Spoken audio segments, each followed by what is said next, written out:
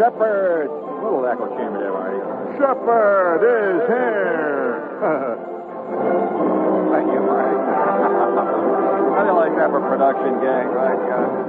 Oh, by the way, tonight's program may be of exceedingly bad taste to many of you. A staggering miracle has happened.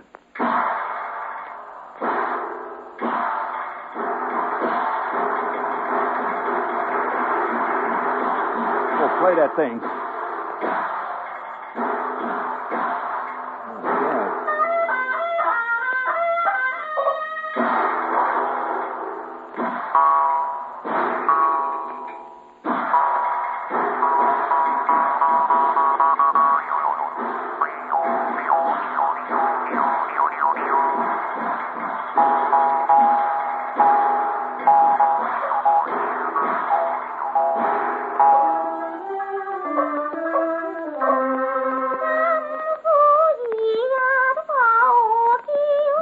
Tonight, we once again introduce you to the strange land of the swirling mists of idea, fact, fiction, and myth, which lies just behind the great drifting cloud of idealism that occupies such a great part of the innermost recesses of the cortex of the mind. It was kind of well said, wasn't it? I guess I couldn't put it better if it was myself. Thank you. Yeah, it's a beautiful tune. At times I don't know. I just wonder, well, who, what knows about me? Where? How did it happen? At what point? Have you ever wondered, friends, what lists that your name is on? I mean, lists that you don't even know about, and you get faint glimmers that it must be pretty wild, those lists, by the kind of junk mail that you get through the U.S. mails. No, I'm serious. The first time that I began to realize, ever since I was a little kid, I did a terrible thing once when I was a kid. I just have to admit it. It was an awful, embarrassing situation. That, I don't know whether I should, say this or tell it with all these kids. This kid's still up, listening, and I just don't want to lead him down a primrose path. But one time I was working as a paperboy. See, I had this paper route, and every morning I'd fold up my papers in this place where the guy had, it was the papers, George the Greek. He ran this place, and he was in charge of all the papers. Well, he also sold magazines there. Well, one morning, I'm squatting down there, folding up my papers, and you can always tell how good a paper boy is by how tightly he can roll a paper. This is the criterion, right? Absolutely. I bet a lot of non-paper boys don't realize that is the absolute criterion of a paper boy, and also at how good, his arm is. It's just like quarterbacks today. Of course, pro football has become almost exclusively a variation of the old game we used to play called beanbag, which is I'll throw and you catch it. See, that's primarily what in fact, they even have today it's the whole thing is a percentage of completions. Hardly anybody worries about how far a runner runs or how much it's how many passes somebody throws and how many they catch. So the game really is a variation on beanbag. And so that's the way it was with being a paper boy. So roll his paper real tight. And you of course, there are the little satisfactions you have in your world. No matter what world you occupy, there are certain little unspoken satisfactions. In the world of the paper boy, at least when I had my paper route, I used to deliver the papers in the morning, like at the crack of dawn, maybe 5:30, 6 o'clock in the morning. I'd start out on the route. It's cold and windy, and riding through puddles. I was on this Elgin bicycle. And the idea, of course, was if you could go through your entire route without stopping your bike once, just by judicious sidearm tosses and overhand shots and rebounded shots, and get your papers to the right place, always merely by throwing, you were really a top-flight paper boy. Of course, once in a while, one would sail up into the rain gutter of a house. Yeah, many a paper went up into there. And once in a while, one would go right through the front door with the glass. That happened to me twice. And occasionally you'd let one go, and you'd get caught in in a side wind. You'd get caught, a quartering wind, and it would take the paper, and you wouldn't make adjustment for it. It would take the paper over on the porch next door. That happens at times. But these are all part of the Paperboy's world. And one morning I'm squatting down there, folding up my papers, sticking them in the bag, when I see next to me this rack of magazines, which had always been there, and it was on the second shelf of the rack of magazines. It was a magazine called Spicy Detective. Yes, Spicy Detective. I'll let that soak in for a while. Well, what it was a Spicy Detective, is all I can say. It was very spicy. There was damn little detecting, but a lot of spice. Oh, yeah, fantastic. And so I quickly, my arm moved out like a snake, and I folded this copy of Spicy Detective into the copy of the Chicago Morning Tribune, which bills itself as the world's greatest newspaper. And it rarely lives up to that. Well, no, that's a fact. These grandiose statements rarely, like the New York Times prides itself on all the news that's fit to print. Well, I'm not so sure that the Times always lives up to that. I mean, because it's just a fact that man is fallible, and the New York Times is created by men. And we've got to remember that. It is not handed down from Olympus. It is created by men who put their socks on and take them off just like you do, have trouble finding a life buoy in the shower and all the rest of it, see? And so this is true of the Trib. Well, this morning I quickly folded a copy of Spicy Detective with a fantastic cover. Well, the cover showed a guy about to stab this chick, see? He had this big, giant knife and a fantastic dagger, see? And just as he's about to stab her, unfortunately, it seems that somebody had probably in a moment of excitement, or possibly she got it caught in the door, I don't know, somebody ripped the top of her dress off. Yes, it was a mysterious thing. The top of the dress was ripped off, and she was exceedingly well endowed. Very well, yes, remarkable. It was a remarkable, an achievement. I mean, I have not seen anything quite like that. Well, the closest that I've seen to that recently was, I just flew across country a couple of months back out to the coast, was I took a look at the Rockies with the snow on there, and that's about as close as I've seen. And she was really something. So this guy was about to plunge this dagger right there, oh, fantastic. And you could see in the background, something had suddenly reached out of the side and had grasped him with green claws around the neck. It was talons. Well, yeah, the story, it says see page 12 for this well, I had to read that story. It's a story I could not, a story that starts out with a cover with this chick with the top of her dress ripped off and this evil-looking guy about to plunge a dagger right down there in the pay dirt. It was fantastic. And at the same time, this thing, it was a thing. It had green claws. He was off you couldn't see him, so you could just see the claws coming out of the side of this beautiful. Oh, it was about 10 colors. This thing. It was a really lurid cover. And grabbed him by the Adam's apple, and his tongue was sticking, like that. Just caught him it's this thrilling, exciting story. The Case of the Green Claws. On page 12, Spicy Detective.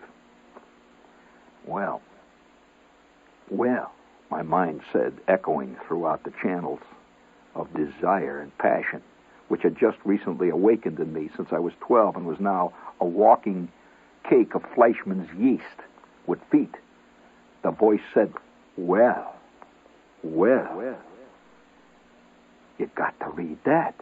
That's a hell of a lot better than that reader they got down there at the Warren G. Harding School. So my hand lashed out like a hooded cobra, zap! And just like that, into this paper was folded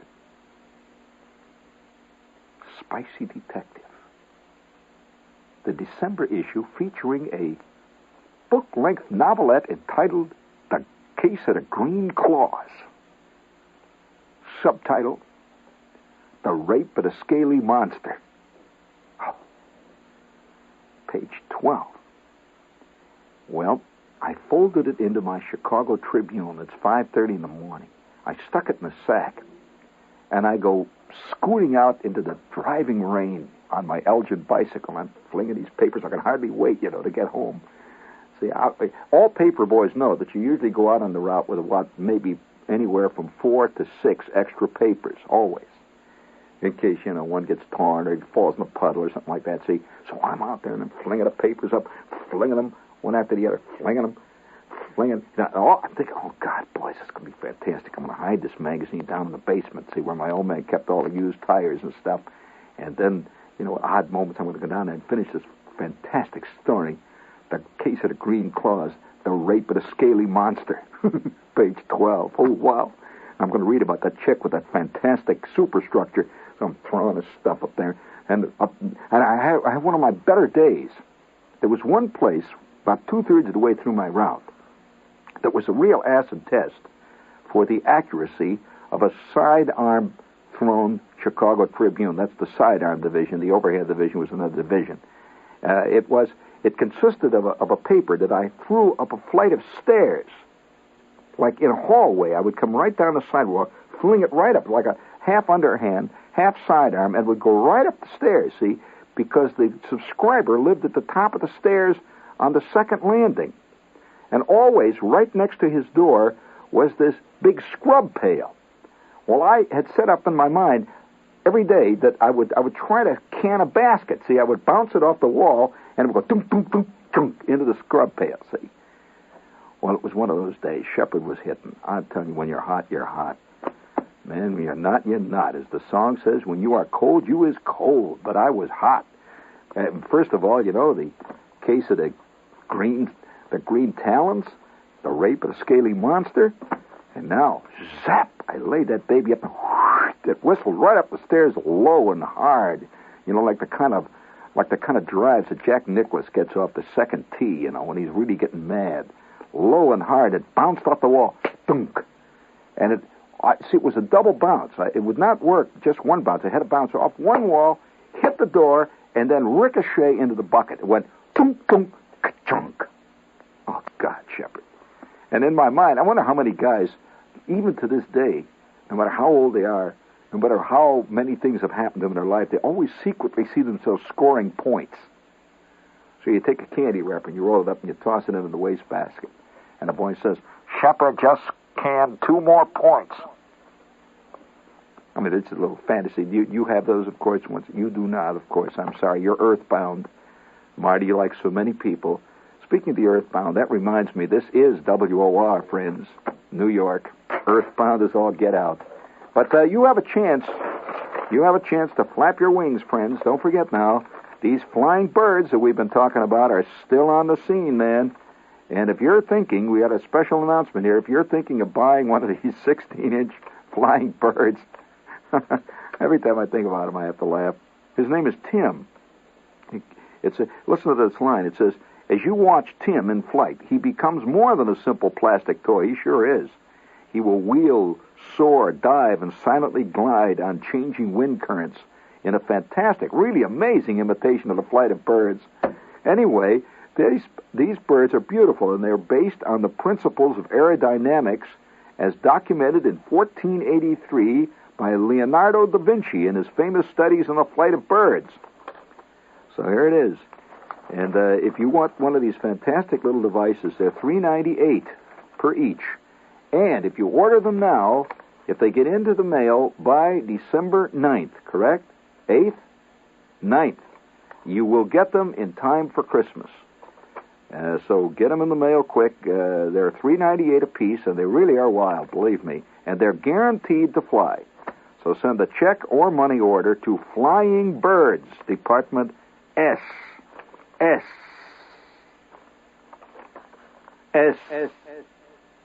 it. That's me. Flying Birds.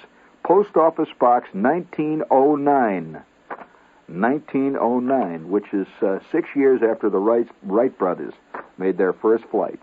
Post Office Box 199, Grand Central Station, New York, New York, 10017. And don't make the checks out to me. Make them out to Flying Birds.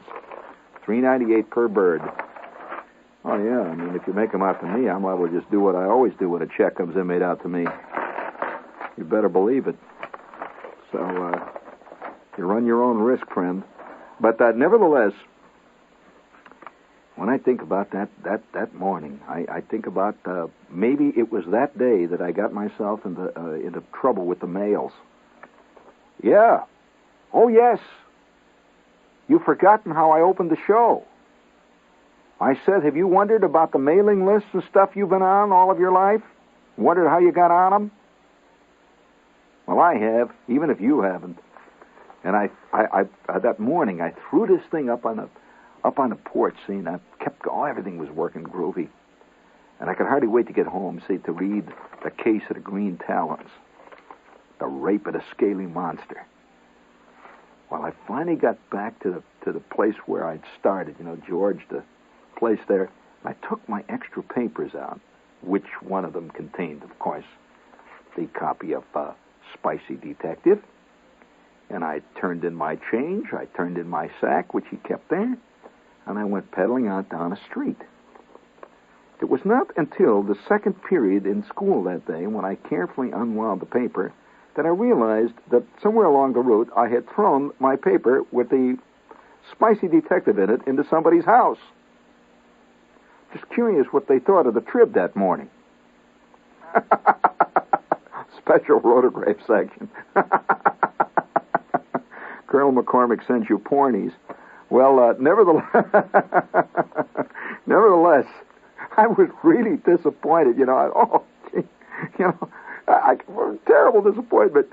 So that afternoon, after school, I went back to George's candy shop. See, he was in charge of the papers. He was the guy. There's all paper. You may not know it, but all paper kids work out of a central outfit, which is operated by an adult type, right? And he's in charge of it. So I go back to George's place. He was not used to seeing me there in the afternoons. I delivered the morning paper. So I come back in the place and I said, "How are you, George?" He said, "What are you doing here?" I said, "Nothing, George. I just thought I'd come around and buy myself a Baby Ruth candy bar." And he was always watching me, see? So I said, "George, I'll have a Baby Ruth candy bar." He said, "Do you want the big size there, or do you want the little one?" I says, I would have thrown him off the track. Show him I was a sport. I said, "Give me the big one there, George. Put it on my bill." See, Paperboys, we could run up, credit up to as high as 12 cents. He'd let us go that high. Sure, he trusted us. So I bought the candy bar, and I stood there, carefully peeled it, and I waited my instant, see. George was always getting mysterious phone calls. This is one thing about him. See, I think he was in another business. I'm not sure. Because he was always saying strange numbers like, in the third? All right, I'll mark it down. Number 7 in the third, all right. And he'd hang up. And he always kept little pieces of paper. And once in a while, guys would come in with wearing big white hats and black overcoats. So I didn't know, so sure enough, the phone, and rings in the back, and George goes to the back of the candy counter to answer the phone. Well, I knew I had him. That instant, I heard him pick up the phone. My hand darted out like a shot, and zap. I have my second copy of the day of Spicy Detective. The Mysterious Case of the Green Talons. Yes, the Rape of the Scaly Monster. Well, I spent a very interesting evening. One of the most interesting evenings in, have you ever heard shows on the radio and on television called Adventures in Reading? Well, they always talk about some dull book by Herman Wouk or something, see? Well, I want to tell you, I'm sorry. The truth is truth. I'm sorry.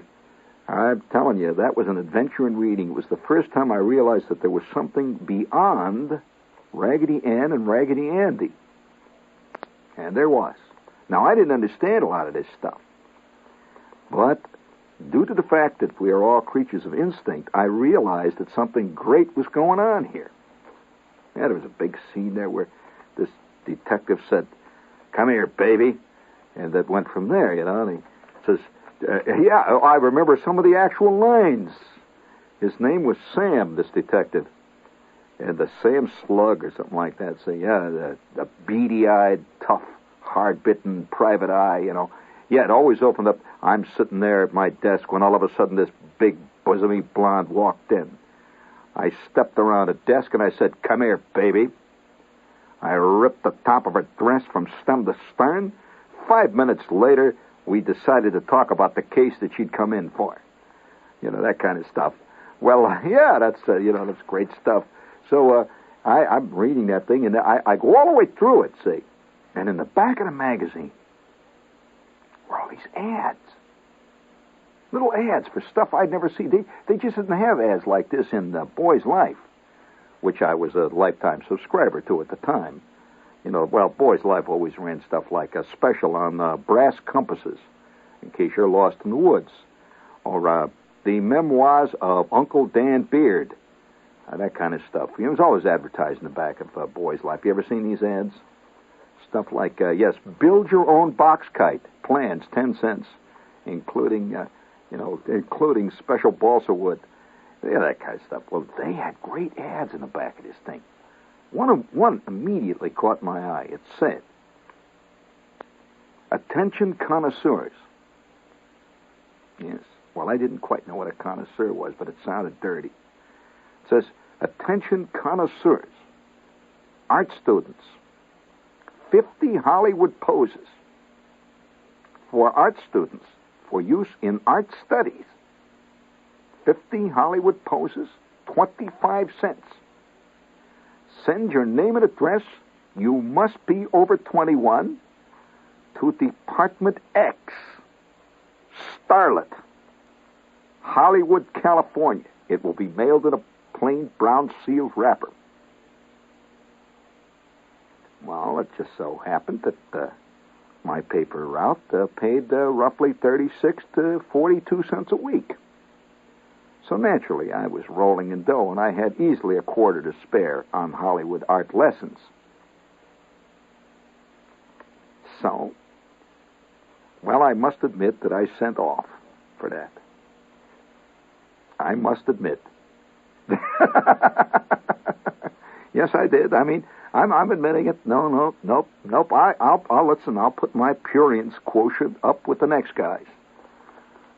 You know what prurient means? Oh, yeah, that's your homework for tonight. You look it up. That means the ability to think dirty thoughts while on the run.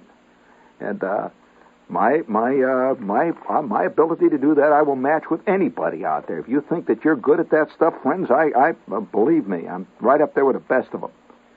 And I started early. So I sent off the quarter, and I put on I couldn't figure out, see, how you could convince him you're 21. So I wrote this note, just a little stuck in the bed. It says, "My name is Jay Shepard, and I am 21 and an art student." I figured that would convince him. And so, well, it did. So I stuck the quarter in this thing, and I sent it off. Well, by the way, I made a classic mistake. You see, the only stationery I had was my Donald Duck stationery, which my Aunt Glenn had given to me for my birthday. It had Donald Duck on it. And underneath it said Donald Ducky.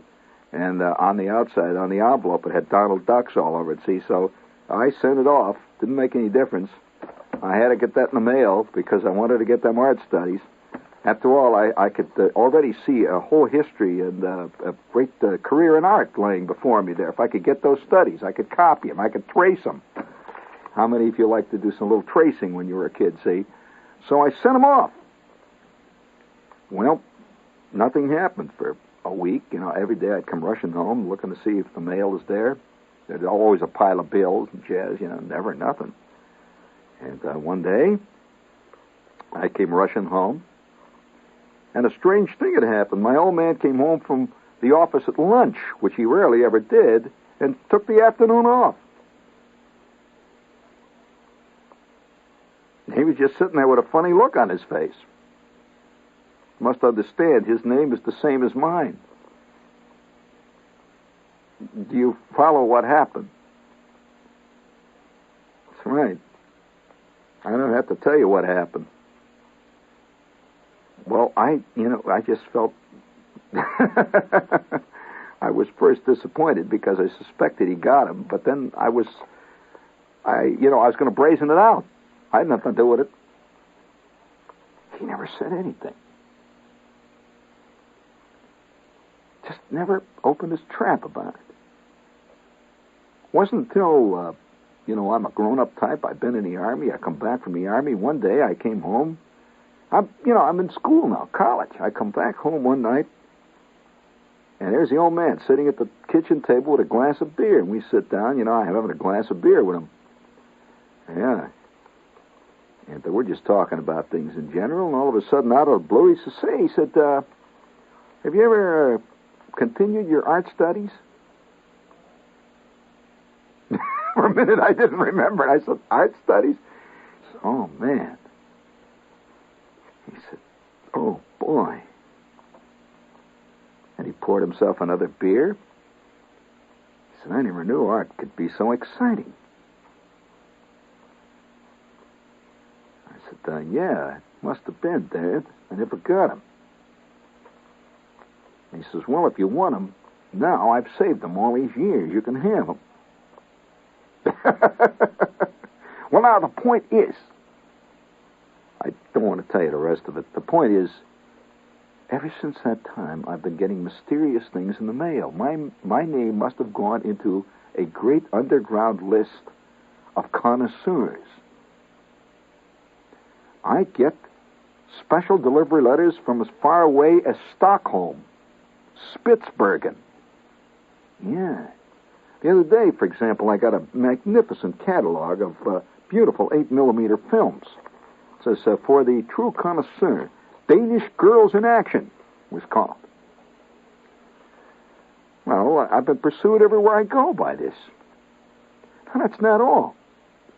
Listen to this one I got. Now, how did I get on this list? I don't know. It must be allied to it. I want you to listen to what I got in the mail. Look at it. I am holding it aloft there. I'm filing it in my great file of 20th century trivia so that you will know what it was like. It is headed, it is true, The Amazing Secret, and I'll change the name here, The Amazing Secret of Ding-Dong Power. Automatically, give me a little echo chamber. Automatically brings you anything you desire. And in 10 seconds starts to draw riches, love, fine possession, friends, power, secret knowledge, and much more into your life.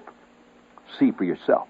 I'm sitting there at my desk today, and I open this thing up, and I think, oh, my God, this is what I've been waiting for all my life. Dear friend, a staggering miracle has happened. A brilliant psychic researcher has discovered a secret so powerful that it is said to bring your desires to you from the invisible world like a blazing streak of lightning. Boom! Instantly. Yes. How would you like to be able to sit in your living room, your office, your home, give the command for love, and instantly have your loved one appear at your side, or give the command for money, and suddenly find a big, thick roll of dollars right in your hand? Now, a daring new book called Ding Dong Power lays bare this magic secret and shows how it can bring fortune, love, and happiness. And the man who discovered it makes this shocking claim: great wealth, power, love, sex can be yours instantly. Holy smokes. Admittedly, this concept this book proposes is completely opposed and contrary to normal human knowledge and experience. Quote, but at this very moment, says the man who discovered it, I have startling proof that I want you to see with your own eyes. I want to show you how, 1, diamonds and jewels have appeared seemingly out of nothing shortly after the use of this strange power. 2, how a man used this method for a pocket full of money instantly. 3, how a woman used it to fill an empty purse. 4, how a farmer received a pot full of gold.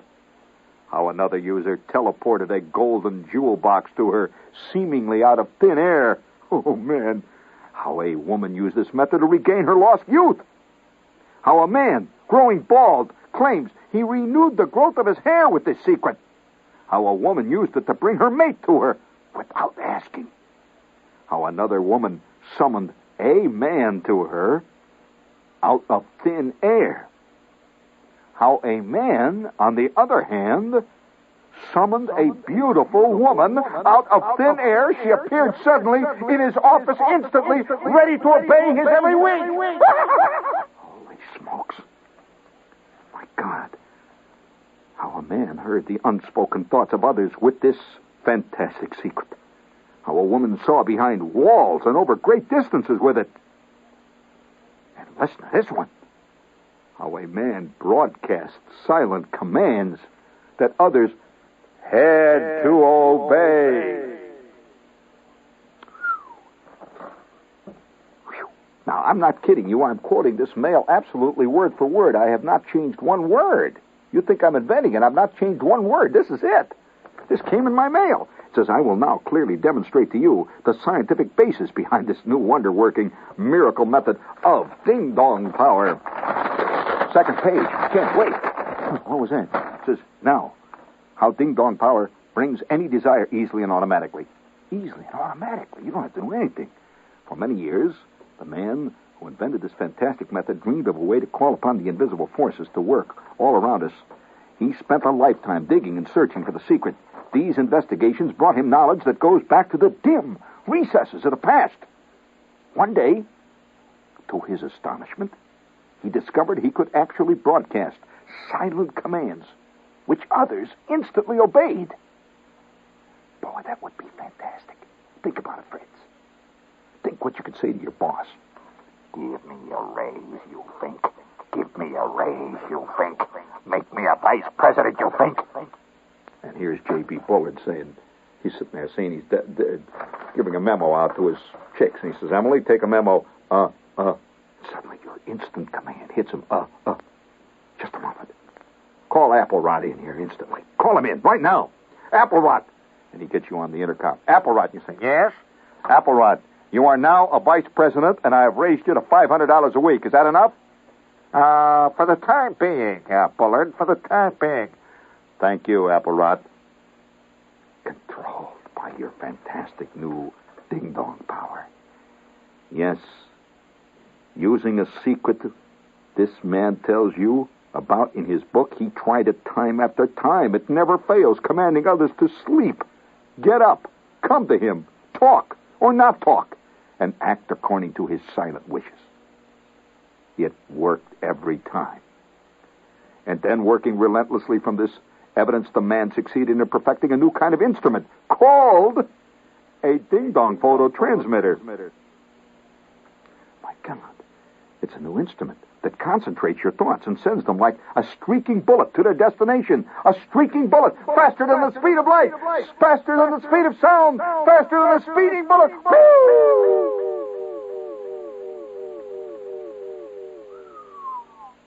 Wow. Others obey silent commands. Writing of the success of this method, one user reports the following experience. This is a user. Listen what he says. I willed her to pick up and eat a biscuit from a plate in a corner. I willed her to do it. She did.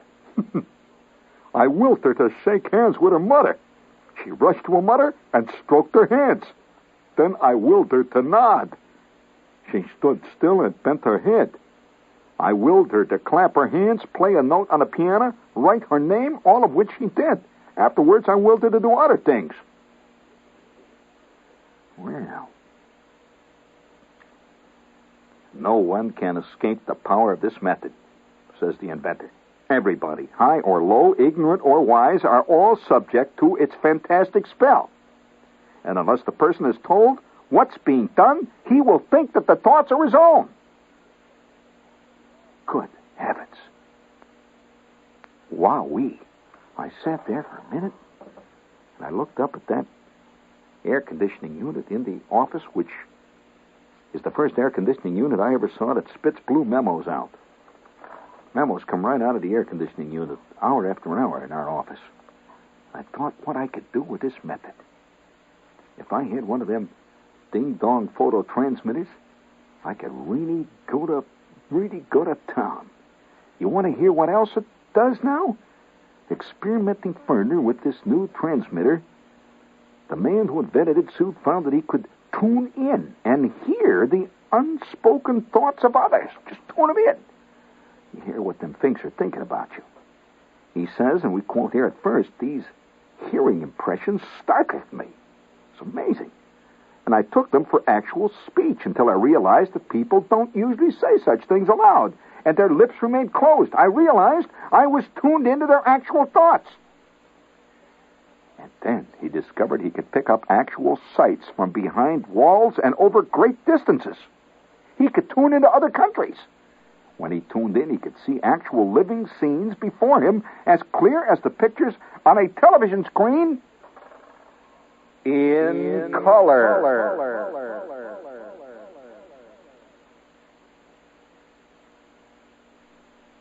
Wow. Just think what you could do with one of these babies. You could listen to people talk in their mind.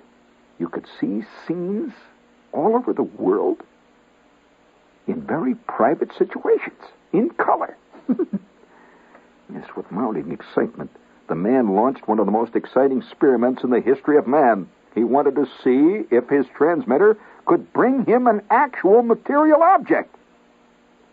He chose, for this daring experiment, the seemingly impossible. An actual living person. Do you realize what I've just said? He sat at his desk and turned the lights low.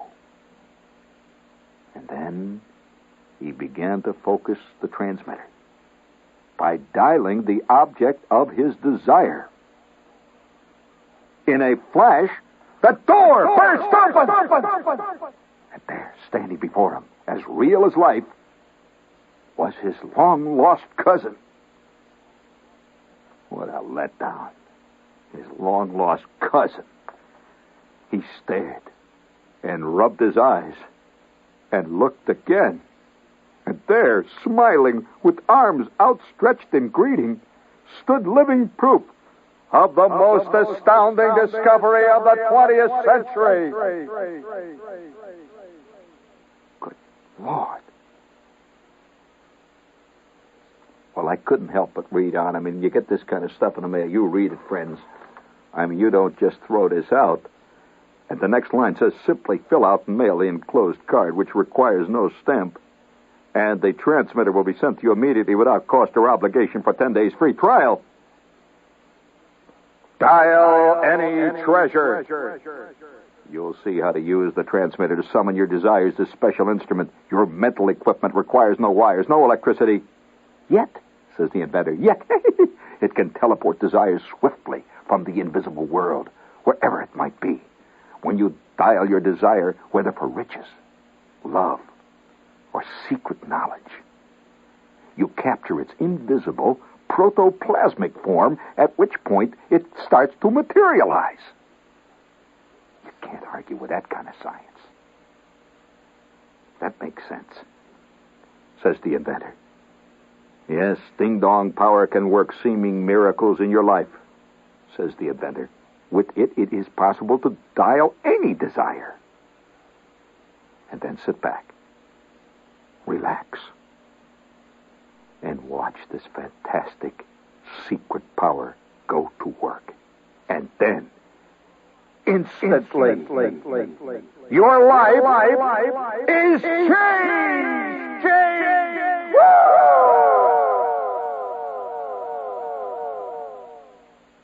Your life has changed.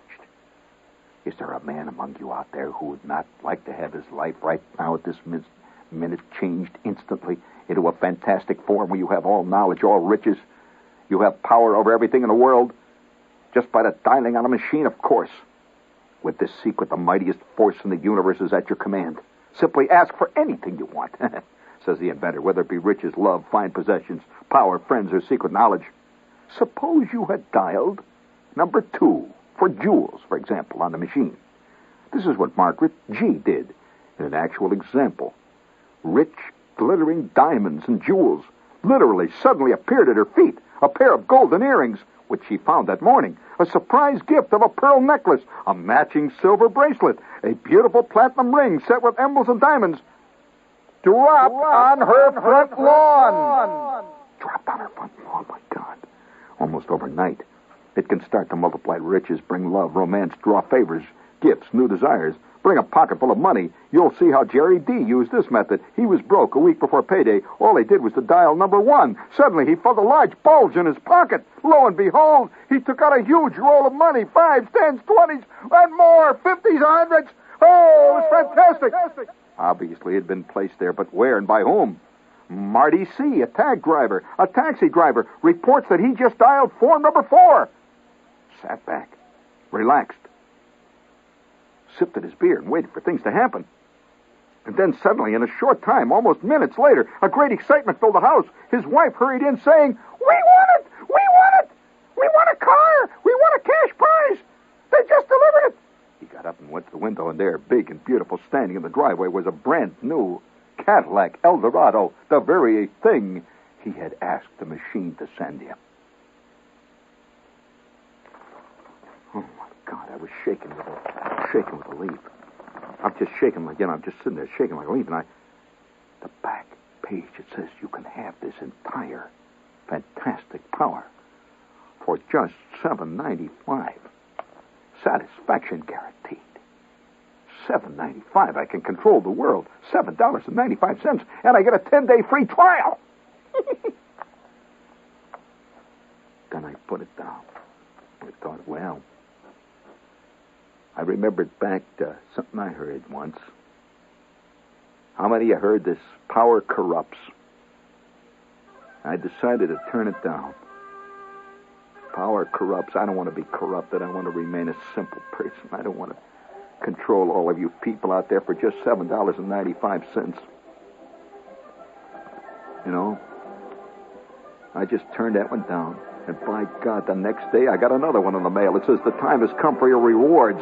Prepare to be uplifted to a whole new lifetime of wealth, joy, and happiness when the Cosmic Guardians, answer your call. Then I began to realize I'm on some ding-dong list. I mean, does it trace back to that day when I stole the Spicy Detective? And read the story of the case of the Green Talons, the rape of the Scaly Monster? Sending that ad to Department X? Starlets? Hollywood, California? I don't know, but somewhere up there, somebody has sensed that I am looking for instant, immediate, total power and riches. And all I want to do is dial number 12 and take over the state of West Virginia instantly by telepower and just turn him into a tool of my own desires, molding the entire city of New York like plastic putty. Like silly plastic. There, John Lindsay. Lindsay, you will appoint me as commissioner in charge of everything. No, it will not happen. No, it's because I'm a simple person, basically at heart, and I do not wish to be corrupted. I have turned down these fantastic offers. No, I will plod my simple, humble way. I want to be one of the troops. I just want to be one of the troops down there with the people, plodding my way up the great rainbow arc of happiness, looking for the great pot of gold at the end of the